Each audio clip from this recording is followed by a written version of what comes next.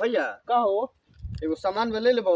का हो साइकिल कैसो कहलिए गई अपन पटरो से साइकिल मांगे तन जब जाके बाजारे ना देऊ वो साइकिल वो चुरा ले लेबन। तो कहाँ बा रख ले बनी एनिया। का होई बेचाई हां कहाँ बा एनिया रख ले बनी।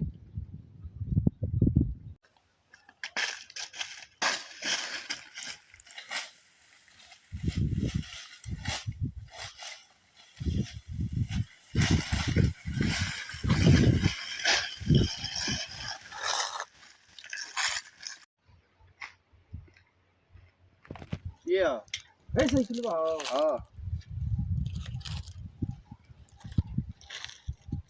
इमर नहीं तो हमार साइकिल हो बा तो बड़ा चोर बा ये मरत नहीं हमार साइकिल चोरा के ले भागत रहो।